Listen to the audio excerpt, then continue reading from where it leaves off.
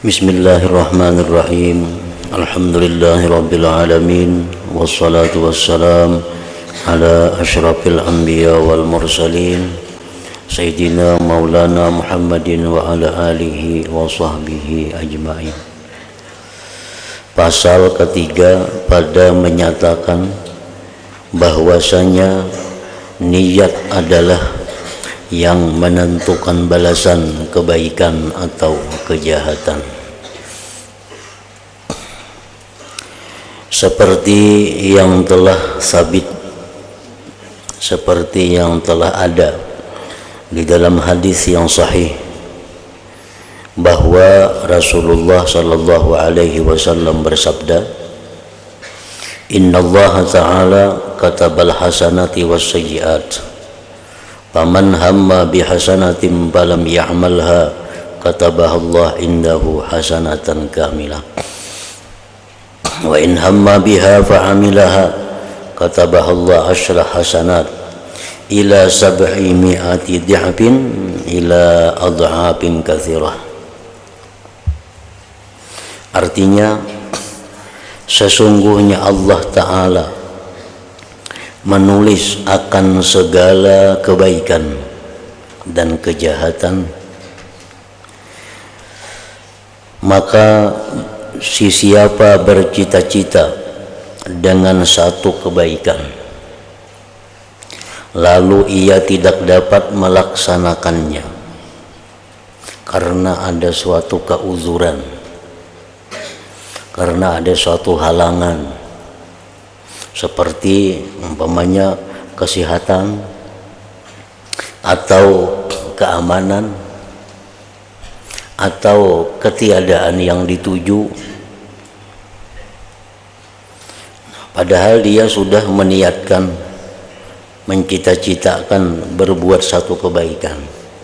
Misalnya hendak ke masjid sembahyang berjamaah atau hendak menuntut ilmu,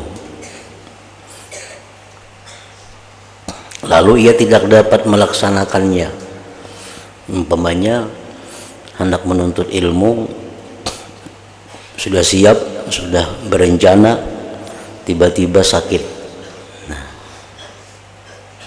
atau tiba-tiba kada aman, baik kada aman di perjalanan, kada aman di tempat tujuan, atau kada aman di tempat yang ditinggalkan. Atau dia berangkat menuntut ilmu, tiba-tiba kada ada gurunya, misalnya belajaran prai, padahal sudah bercita-cita hendak tulak ke pengajian. Sampai ke pengajian, pengumuman prai. Niscaya ditulis oleh Allah Ta'ala baginya satu kebaikan yang sempurna. Niscaya ditulis oleh Allah Ta'ala baginya satu kebaikan yang sempurna.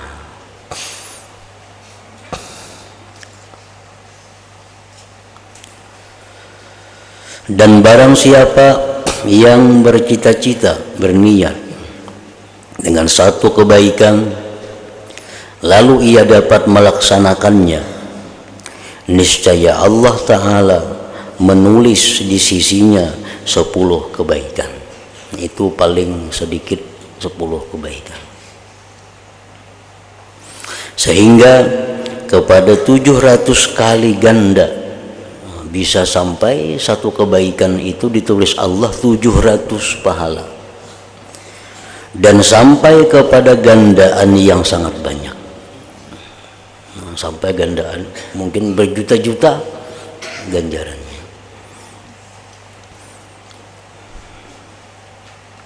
Dan perbedaan balasan itu adalah tergantung semata-mata niat orang yang melaksanakannya. Orang yang melaksanakan satu kebaikan karena didasari takut kepada Allah, yang berbuat baik karena takut kepada Allah, itu pahalanya lebih sedikit dibanding orang yang berbuat kebaikan karena mengharapkan rahmat Allah. Orang yang berbuat kebaikan karena takut neraka, nya takutan masuk neraka, lalu inya berbuat kebaikan, lalu sembahyang, bersedekah, macam-macam karena takutannya masuk neraka. Nah, itu pahala yang diberi Allah sedikit dibanding orang yang berbuat kebaikan itu mengharapkan surganya Allah. Jadi kalau kita berbuat baik itu mengharapkan surga, mengharapkan rahmat Allah, mengharapkan kenikmatan dari Allah, itu lebih banyak pahala daripada kita beribadah karena takutan dengan api neraka. Nah, kemudian lagi orang yang beribadah semata-mata mengharapkan keridhaan oleh Allah,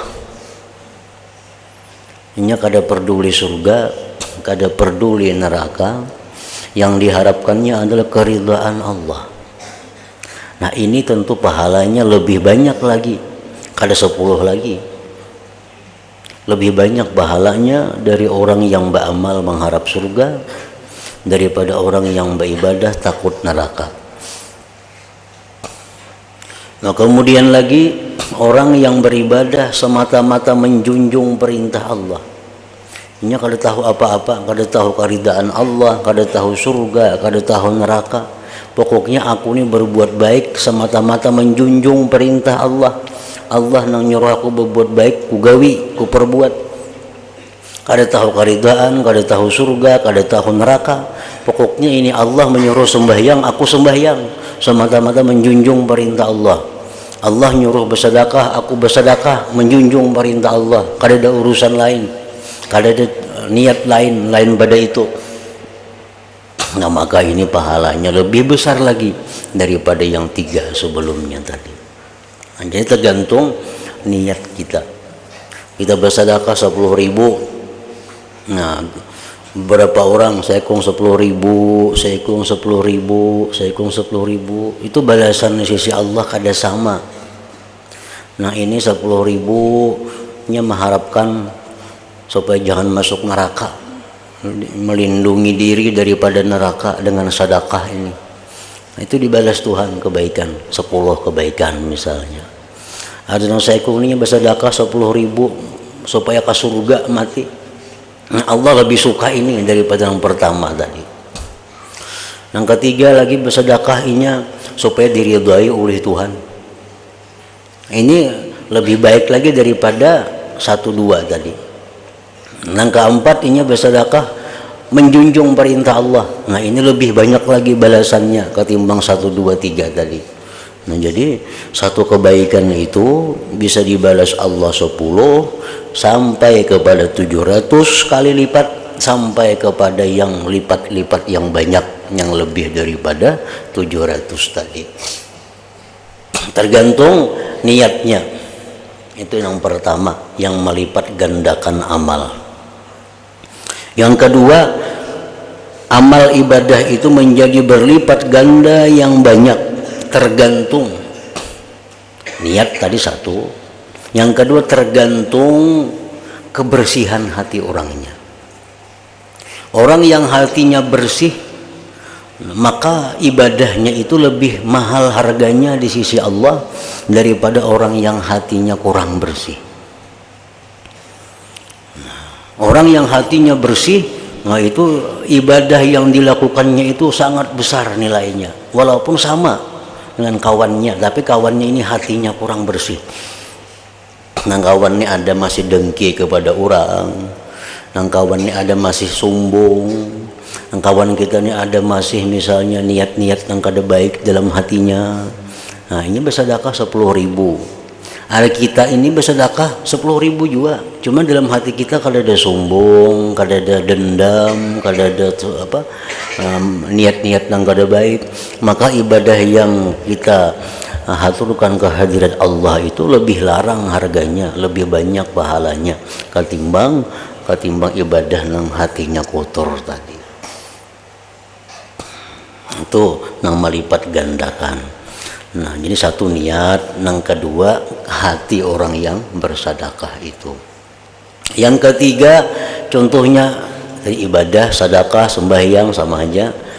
Nah, kalau masalah sembahyang umpamanya, ini menentukan pula lipat ganda pahala itu sangat bergantung dengan kehalalan tempatnya, kehalalan pakaiannya. Orang yang sembahyang di tempat yang halal, orang yang sembahyang dengan berpakaian yang halal, murni, nah itu lebih baik lagi pahalanya daripada orang yang sembahyang di tempat yang syubhat umpamanya, atau berpakaian yang syubhat. Orang bersedekah dengan harta yang murni halal, orang bersedekah dengan harta yang ada bercampur syubhat, nah itu jelas pahalanya beda. Nah, kemudian lagi yang menentukan lipat ganda amal itu adalah misalnya bersedekah orang yang diberi. Ini kita ini niatnya sudah semata-mata menjunjung perintah Allah, itu sudah paling baik niat. Nang kedua, nang kita sedekahkan ini nang bujur-bujur halal, tambah lagi gandanya. Kemudian pulang duit nang kita sedekahkan atau hadiah karena kita unjuk lawan orang nang menggunakan duit itu untuk ibadah. Nah ini lebih lagi pulang berganda pahalanya. Mungkin kita unjuk ke situ duitnya paling dituarakannya apa? Nang kada nilainya ibadah. Tapi kalau kita unjuk lawan orang ini, nah orang ini pekerjaannya pekerjaan ibadah. Pekerjaannya pekerjaan ibadah. Nah maka sedekah kita kepada orang itu menjadi berkembang lagi, menjadi besar lagi. Satu bungkus nasi, nah satu bungkus nasi yang kita berikan kepada orang yang takwa kepada Allah, kepada orang ahli ibadah, 40 hari kita masih dapat berkahnya. Sebungkus nasi kita beri makan, kita beri orang nang pekerjaannya beribadah, pekerjaannya nuntut ilmu, beribadah, beramal, menolong orang. Nah, sebungkus nasi kita berinya 40 hari, nasi itu masih ada dalam tubuhnya beredar berupa darah jadi macam-macam. Itu selalu dapat kembali kepada yang memberi itu, gandanya lipat pahalanya. Nah itu lebih besar daripada sebungkus nasi kita berikan kepada orang yang tidak takwa kepada Allah, yang pekerjaannya banyak sia-sia, pekerjaannya banyak hal-hal yang kalau ada manfaatnya. Nah kita beri sebungkus nasi, ini berpahala juga kita, cuma pahalanya tentu kada sebesar kita berikan kepada orang yang hanya urusannya takwa kepada Allah Subhanahu wa Ta'ala. Nah jadi tadi disebutkan Nabi bahwa satu kebaikan itu ditulis Allah 10 bila kita perbuat, dan bisa sampai 700 kali lipat, nah, dan bisa sampai jutaan lipat, tergantung niat, tergantung keadaan-keadaan tadi. Nah, jadi mun kita hendak misalnya bersedekah, nah, supaya lang kena bana pahalanya, nang banyak manfaatnya, satu nang disedekahkan ini nang bujur-bujur nang halal. Nang kedua, niat kita bersedekah itu semata-mata menjunjung perintah Allah, titik, enggak situ aja, enggak ada yang lain lagi, semata-mata menjunjung perintah Allah. Nang ketiga, sedekah itu berikan kepada orang-orang yang takwa kepada Allah. Nah dengan demikian maka sedekah kita itu menjadi berlipat ganda jutaan kali lipat, nah nilainya. Nah hadis ini menunjukkan bahwa salah satu faktor, salah satu sebab yang menjadi berlipat ganda amal ibadah itu pahalanya adalah niat tadi.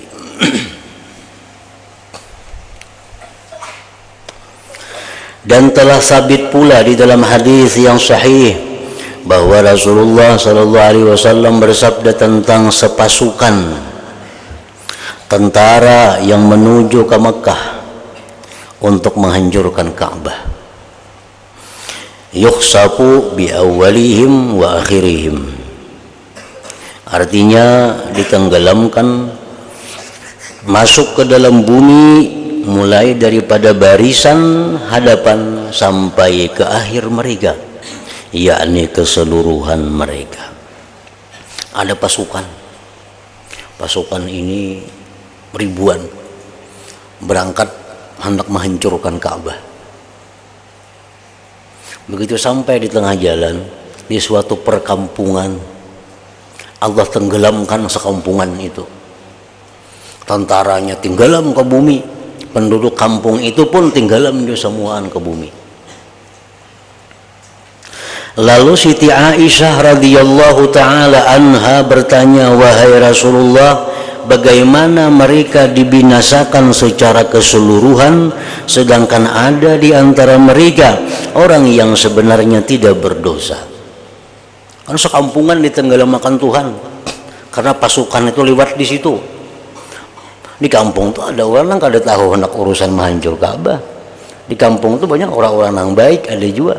Tapi kenapa ditenggelamkan semuaan itu?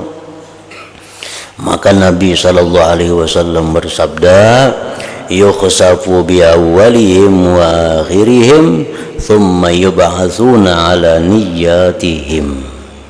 Artinya tentara ini dibinasakan secara keseluruhan, kemudian pada hari kiamat mereka akan dibangkitkan mengikut niat mereka masing-masing. Nah, orang yang niatnya hendak meruntuhkan Ka'bah itu tentu dihadang oleh azab Allah. Orang yang di kampung itu kada tahu urusan tentara pasukan, semata-mata umpat akibatnya aja, itu pun dia akan selamat. Pokoknya yang membedakan mereka itu adalah niat mereka.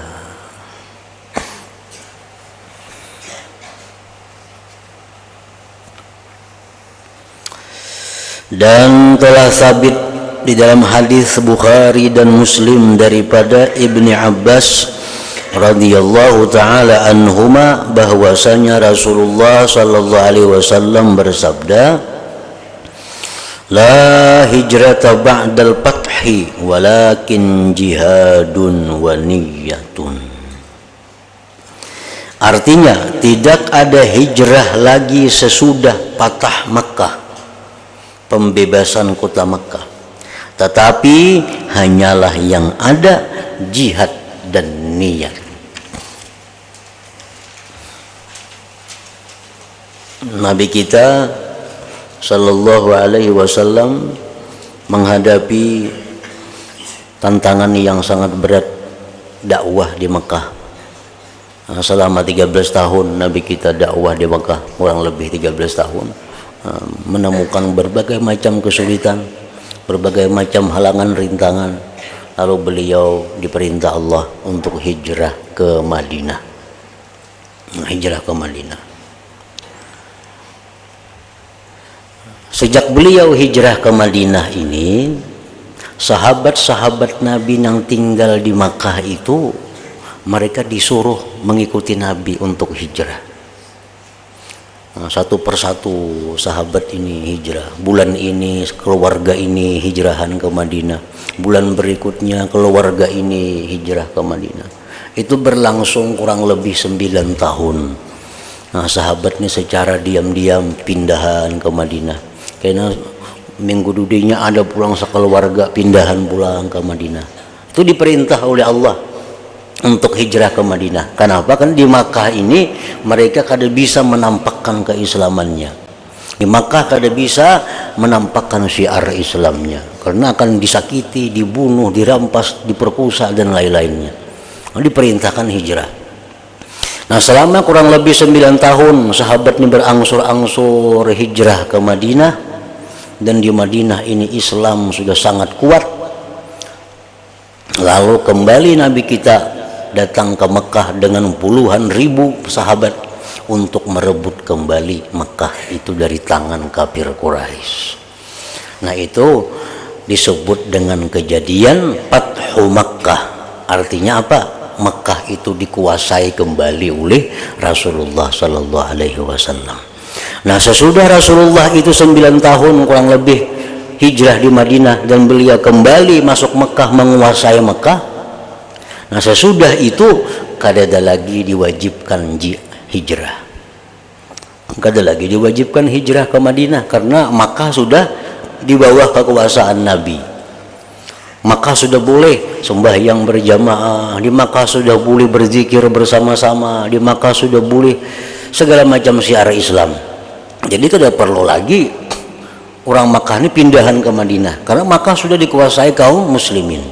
Nah, la hijrata ba'dal fathi, tidak ada lagi kewajiban hijrah sesudah direbutnya kota Mekah oleh Rasulullah sallallahu alaihi wasallam.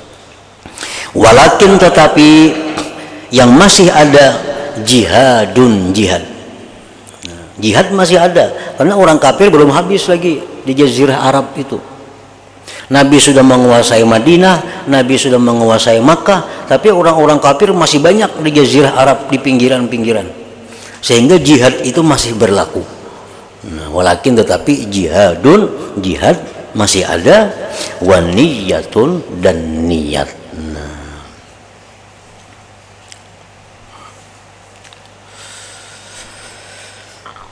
Para ulama berbeda pendapat dalam mengartikan hadis ini. Ada yang berkata bahwa tidak ada hijrah lagi dari Mekah ke Madinah selepas Fathu Makkah, selepas direbutnya Mekah, karena Makkah telah menjadi Darul Islam, negeri Islam. Ada perlu lagi hijrah. Dan ada pula yang berkata tidak ada hijrah yang sempurna selepas Fathu Makkah, seperti halnya sebelum Fatah Makkah. Jadi artinya walaupun sudah Makkah itu direbut, tapi hijrah ke Madinah itu masih baik, masih diperintahkan, masih dianjurkan lagi, walaupun kada sekuat anjuran perintah sebelum direbutnya Makkah. Adapun berhijrah dari negeri kafir pada hari ini, maka hukumnya adalah wajib yang sangat pasti ke atas setiap orang yang berkuasa berbuat demikian, yaitulah apabila ia tidak berkemungkinan untuk menampakkan syiar Islam di sana. Adapun hijrah dari negeri yang di negeri itu kita kada bisa melaksanakan syiar Islam. Adapun hijrah dari kampung yang di kampung itu kita kada bisa melaksanakan syiar Islam. Kita benyaring jam baca Quran, nak tampilin orang di situ. Berzikiran, berselawatan kada kawa. Sambayang berjamaah kada kawa. Azan nyaring kada boleh. Nah, misalnya berarti di tempat di kampung daerah itu. Nah, kita kada kawa sama sekali melaksanakan syiar Islam di situ. Bini-bini berjilbab kada boleh sekolah. Bila sekolah mesti berpakaian nasional. Kada boleh pakai jilbab. Nah, berarti kita hidup di tempat nang kada kawa mengamalkan syariat Islam. Nah, itu sampai hari ini masih berlaku hukumnya bahwa kita wajib pindah dari kampung itu. Wajib kita tinggalkan kampung yang berdiam di situ. Itu berlaku sampai hari ini. Kalau kita bisa, kalau kita kuasa, kita mampu meninggalkan kampung itu, maka tinggalkan kampung itu. Tetapi seandainya dia kuasa berbuat demikian, maka hijrah ini yaitulah apabila ia tidak berkemungkinan untuk menampakkan syiar Islam di sana. Tetapi seandainya dia kuasa berbuat demikian, ini di kampung itu walaupun tantangannya berat, tapi dia mampu di kampung itu melaksanakan kegiatan-kegiatan agama. Di kampung itu mampu membangun majelis zikir walaupun banyak halangan rintangannya. Di kampung itu kawa melaksanakan sembahyang berjamaah walaupun diganggu orang. Nah, maka hijrah ini hukumnya sunat dan tidak wajib. Nah, tidak wajib. Artinya di kampung itu orang kadang mengganggu inya. Inya sembahyang, inya hendak berzikir, inya hendak mengadakan acara-acara Islam, inya kadang diganggu orang. Cuma di kampung itu orang kadang memakai lawan agama. Tapi kadang mengganggu lawan orang nang memakai agama. Nah, mau kita hidup di kampung itu kita sunat pindah. Sekampungan tuh orang gak ada sembahyangnya. Masjid kosong, subuh kosong, zuhur kosong, asar kosong. Kada ada pengajiannya, kada ada orang berzikirnya, kada ada pergaulan bebas, judi, mabuk-mabukan di kampung itu. Tapi mun kita beribadah orang ada mengganggu juga. Nah, itu sunat kita hijrah dari kampung itu kada wajib. Amun kita diganggu orang beribadah, nah itu wajib hijrah di kampung atau di manakah.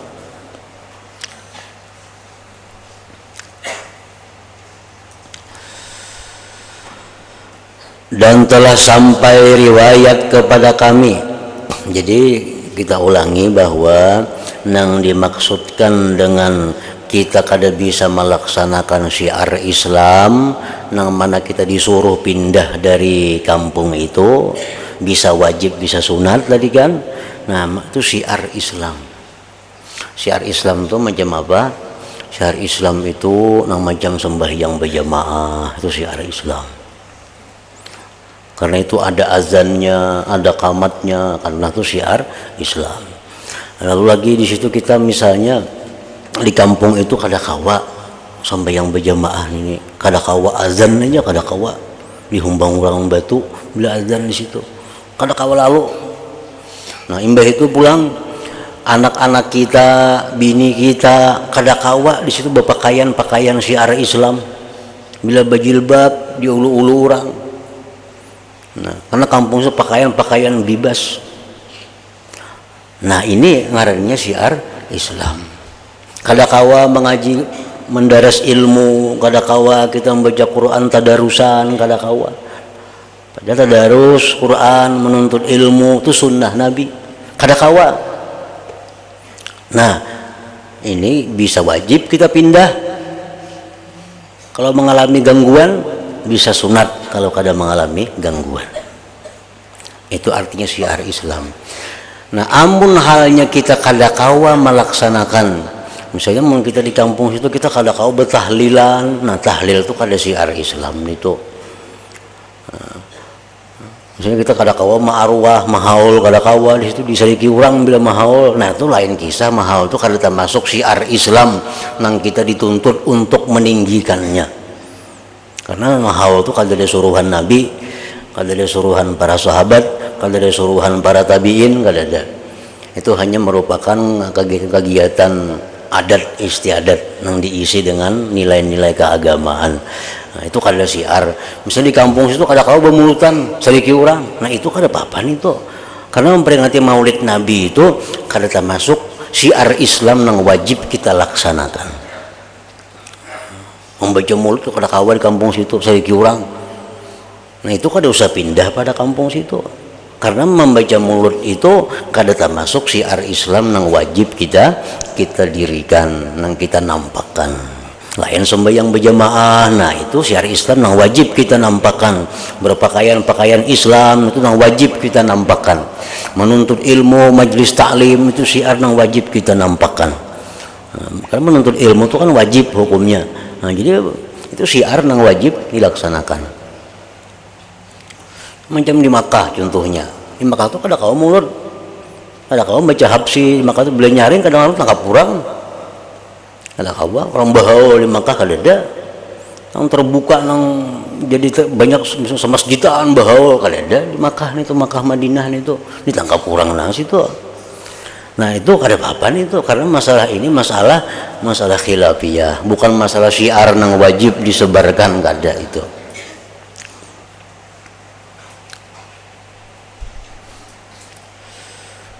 Jadi jangan mengatakan bahwa syiar Islam tuh semua yang berbau Islam tuh syiar tuh kada tentu. Syiar Islam tuh ada khusus nang mana syiar Islam nang kita mesti nampakkan, nang bila kita diganggu kita boleh melawan. Nah, itu ada. Kalau kita misalnya maulid, terang-terangan maulid ada nang menantang, nah kada usah dilawan, itu ada perlu dilawan. Kita bahaulan ada yang menantang bahaul itu kada boleh, itu kada perlu dilawan dan kada boleh dilawan. Karena ini masalah kada syiar Islam yang wajib kita nampakkan. Tapi kalau kita sembahyang berjamaah, nah ada yang menentang, nah itu kita melawan. Karena ini syiar Islam yang wajib dinampakkan.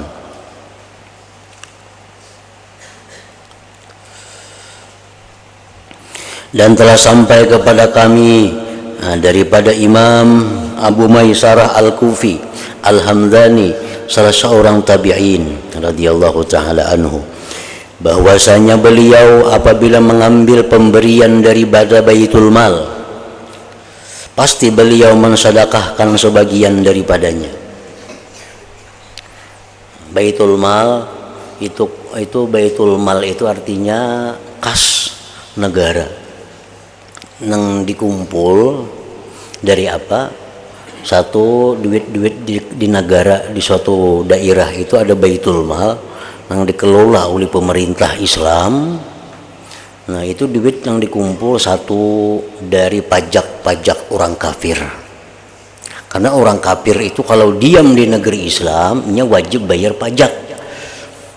Nah dikumpul duitnya ke Baitul Mal. Nah, itu ada zakat kaum muslimin, itu dikumpul ke Baitul Mal. Ada harta yang didapat waktu perang, yang mana kita menang, kita menyerang kampung, misalnya kampung itu menang, nah harta di kampung itu ampun Baitul Mal. Nah jadi harta di Baitul Mal ini dikelola oleh kerajaan Islam. Kemana menggunakan duitnya itu digunakan satu untuk jatah keluarga Nabi, dapat bagian di situ. Tiap-tiap keluarga Nabi dapat gajian tiap bulan dari itu Baitul Mal. Yang kedua, yang dapat gajian dari Baitul Mal itu orang-orang yang janda miskin, yatim miskin. Yatim kaya ada juga, itu kada dapat gajian. Ini yatim nang miskin. Nah apalagi guru-guru, ulama-ulama yang mengajarkan ilmunya dapat gajian di situ. Imam-imam tetap masjid dapat gajian, muazzin masjid dapat gajian dari harta Baitul Mal itu. Itu zaman dahulu kayak itu, zaman kerajaan Islam. Jadi ada gajian tiap-tiap bulan yang diterima oleh fukara, yatim, oleh orang janda-janda miskin, orang-orang tua yang kada kabar usaha lagi. Nah itu ada jaminan dari negara, dari duit Baitul Mal. Nah salah seorang dahulu yang dapat gajian dari Baitul Mal itu Imam Abu Maisarah Al-Kufi Al-Hamdani, seorang tabi'in. Ini ulama dapat gajian karena mereka sibuk dengan ilmu, sibuk dengan mengajar, menelaah, lalu dapat gajian tiap bulan. Bahwasanya beliau apabila mengambil pemberian dari Baitul Mal, pasti beliau mensedekahkan sebagian daripadanya. Dapat 10 dirham umpamanya, silin beriakan sebagian, silin beriakan 2 dirham, 3 dirham. Dan apabila beliau sampai balik ke rumah, lalu keluarganya membilang pemberian tersebut, maka mereka mendapatinya dalam keadaan sempurna. Gajian 50 dirham. Ini di jalan ada orang minta barisidin, sampai ke rumah dihitung tatap 50 dirham. Lalu ia berkata kepada anak saudaranya, tidakkah kamu juga berbuat demikian? Engkau nyusirin jalan kayak aku juga nggak dapat gajian tuh beriakan. Karena boleh ke rumah duit tuh kan berguna bang, tetap aja saya itu duitnya. Maka mereka menjawab, jikalau kami tahu pemberian itu pasti tidak berkurang, niscaya kami mau berbuat demikian. Dakanya pasti kata bak ulang, aku lagi memberi orang juga. Lalu berkata Abu Maisarah, sebenarnya aku tidak pernah mensyaratkan yang demikian itu kepada Allah Ta'ala. Sebenarnya aku kada pernah mensyaratkan bila aku memberi gantiakan ya Allah kada suah. Cuma bila aku beriakan duit itu kan sampai ke rumah tetap kembali seperti semula. Dan telah berkata Imam Syafi'i rahimahullah ta'ala, segala kebaikan dunia dan akhirat itu terhimpun pada 5 perkara. 1. kaya diri. Kaya diri. Arti kaya diri itu orang yang hidupnya kadang menggantungkan dirinya kepada makhluk.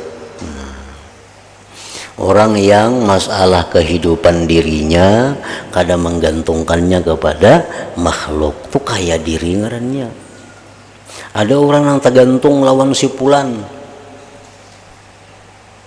pang tiap bulan memberi makaninya, mengkusinya. Nah itu kada kaya diri ngarannya, karena tergantung lawan si fulan itu. Mau si fulannya mati habisan, atau si fulannya ampih mengkusinya habisan. Nah jadi kebaikan dunia akhirat itu pertama kaya diri. Nah, kaya diri itu artinya apa? Menggantungkan hidup ini hanya kepada Allah. Hanya kepada Allah menggantungkan hidup. Kayaknya Allah bisa mengutus orang. Nah, Allah bisa mengutus orang sugih. Gitu kan, orang sugih tuh ungkusi si fulan itu, nah. Itunya bergantung lawan aku. Ungkusi kan. Halo si fulan itu buka hati mau ungkusi. Kayaknya fulan ini ampi mau ungkusi atau mati. Tuhan bisa pula menggantikan lain penggantinya yang lebih baik pada itu, yang lebih kaya dari itu. Nah, gitu kan ungkusi itu, nah. Nya ampi dahulu mau ungkusinya. Ikan pulang ungkusinya. Nah, kalinya menggantungkan hidupnya lawan aku. Nah, ada pulang kita menggantinya, mati pulang orangnya, ini masih hidup lagi. Kayaknya Tuhan nyuruh siapakah pulang membiayainya. Nah, ini orang yang menggantungkan diri kepada Allah. Selalu ada yang mengurusinya. Kalau kita menggantungkan diri kepada makhluk tertentu, kita dijaraknya kayaknya mahwalnya kada kawa, bila mahwal hampir jak ungkusi. Nah, kayak itu kina makhluk ini ngalih urusannya. Disuruhnya kada maasi kita ampih aja mau ungkusi. Kalau kita menggantungkan diri kepada Allah nyaman. Kalau Tuhan salah minta maaf, Tuhan maafi aja. Makhluk belum tentu mau maafi.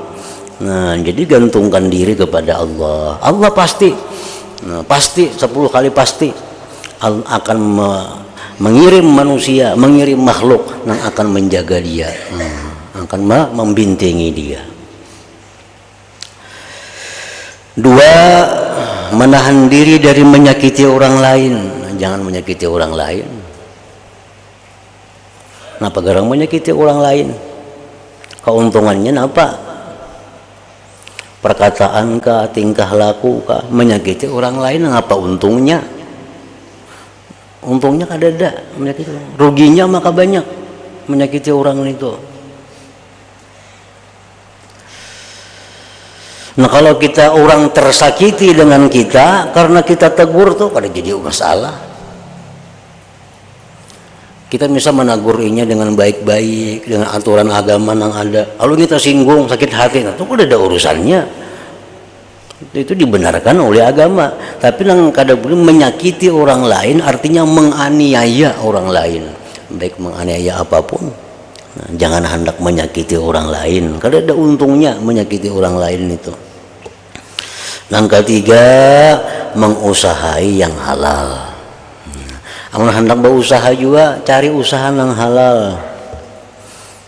Cari usaha yang halal. Jangan usaha yang marimbit-rimbit lawan yang haram tuh jangan. Walaupun hal parak lawan yang haram kada usah. Yang keempat, berpakaian dengan pakaian takwa kepada Allah. Yang kelima, rasa percaya dengan pemeliharaan Allah pada segala perkara. Nah, bila 5 hal itu ada pada diri kita, sudah surga dunia kita dapatkan. Surga dunia kita dapatkan. Kebaikan dunia akhirat itu surga dunia, artinya hidup jangan bergantung lawan manusia atau makhluk lain. Hidup hanya gantungkan kepada Allah. Yang kedua, jangan hendak menyakiti orang lain dalam bentuk apapun. Yang ketiga, mun hendak berusaha, usaha yang halal. Yang keempat, takwa kepada Allah. Yang kelima, percaya bahwa dipelihara oleh Allah Subhanahu wa ta'ala. Bila 5 itu kawa, kita hidup dalam keadaan surga, baik di dunia maupun di akhirat. Nah, hingga situ dan telah sampai kepada kami riwayat. ila hadratin Nabi sallallahu alaihi wasallam. Al-Fatihah. Iyyaka na'budu wa iyyaka nasta'in. Ihdinas siratal mustaqim. Siratal ladzina an'amta 'alaihim ghairil maghdubi 'alaihim. Bismillahirrahmanirrahim. Alhamdulillahi rabbil alamin. Wa shalli wa sallim ala sayyidina Muhammad wa alihi wa sahbihi ajma'in. Allahumma ighfir lana ma akhta'na wa ma ta'ammadna wa ma asrarna wa ma a'lanna wa ma asrafna wa ma anta a'lam bihi minna. Antal muqaddim wa antal muakhir, la ilaha illa anta. Allahumma nafa'na bima 'allamtana wa 'allimna ma yanfa'una wa zidna fahman wa ilman wa 'amalan wa hudan wa tawfiqa bi rahmatika ya arhamar rahimin. Allahumma ihfazna wa ihfaz man ma'ana wa ma ma'ana min al-bala wa syarri kulli dhi syarrin ala kulli syai'in qadir. Sallallahu alaihi sayyidina Muhammad wa alihi wa sallam. Alhamdulillah rabbil alamin.